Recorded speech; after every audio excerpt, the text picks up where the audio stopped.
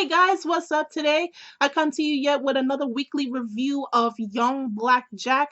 In this week's episode, episode 6, you can say it got pretty dark and then, well, it stayed dark, turned a little bit of light, and then it was just kind of sad in the end.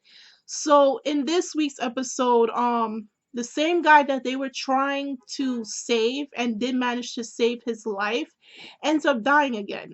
Well, he ends up dying. He was at death's door the first time. Now he has passed through death's door. That's Steve.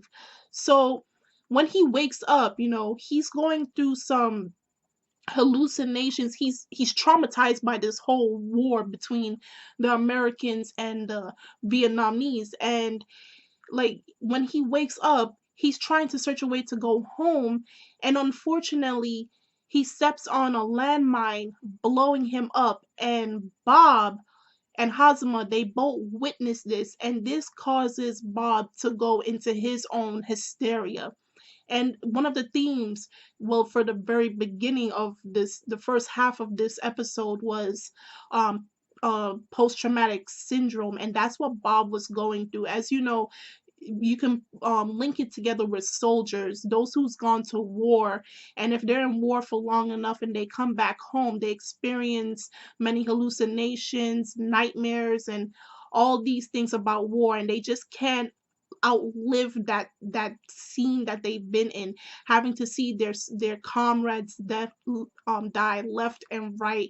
And Bob is going through that right now, even to the point where, like, if he had his sense, if he was in the right mind, he wouldn't have done this. And this is how it got really crazy, is that he took the remaining parts of Steve's body that they retrieved after the landmine explosion and put it in a bag, into one of those soldier bags, and started dragging the bag with him, mothering, "Oh, we're gonna go back to America. We're gonna have cold bears. We're gonna have some hot steak." It was really that dark. It got that dark in the episode.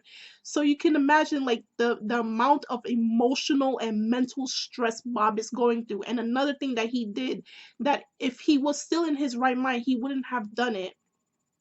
He called the American troops to bomb the village that they were in, because underneath all the things that he's going through, he felt that Fawn and the guy that saved them from the prison that they were in, he believed that they were undercover spies, and he felt like everyone was against him. He even felt like the doctors, Hosma and the doctors, were against him, and asking, why would you save this guy? But the thing that I did like about it is that Hosma and the other doctor, who we come to know is named Dr. Kiriko by the end of the episode, they claim, saying that, it doesn't matter if you're a friend or a foe, so long as there is a patient in front of us, we are willing to help. And that just goes to show they take their job very seriously. They have no they don't put no borderline between anything. It's that if there is a patient and they need help, we will provide it for them. It doesn't matter who you are or what you are. You are someone that needs help, and that's it.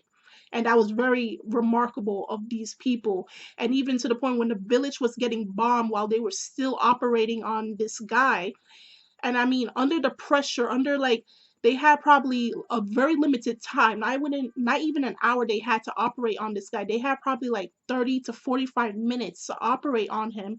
And you can imagine, as a doctor, the pressure and the anxiety to operate on a patient.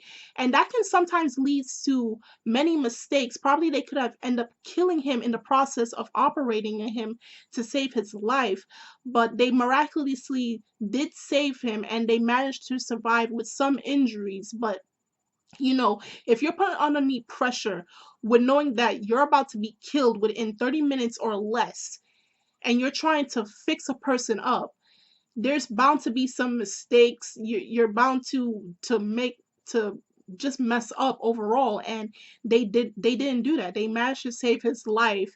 Everyone from the village left, but you can imagine the emotional distress that they have to go through, seeing that their homes are blown up, and the possibility of trying to find another place to stay safe from all the war and the terror that's going on around them. It's going to be very hard. So you can imagine some people are going to go through some emotional and mental distress after all of this. And it's just not a pretty time during this time of setting. So by the end of the episode, like I said, it was kind of sad because the caption was by the narrator was stating that Hazama and Dr. Kiriko will never cross paths again. And that's kind of sad because I'm thinking, probably one day in the future they will see each other again, and or probably they'll meet up with each other as when Hazama becomes an official professional in the doctrine field.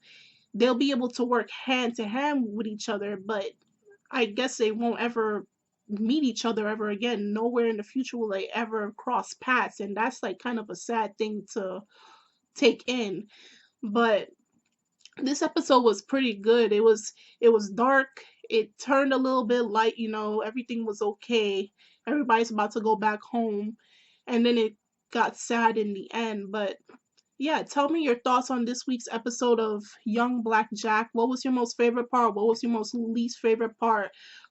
We don't know what happened to Bob. Did he manage to come back to America and is getting treatment? And that's basically all I have for today. So do tell me your comments in the comment section below. Check us out on Twitter and on Tumblr. If you'd like to become a member of our Facebook page, that's in the description box.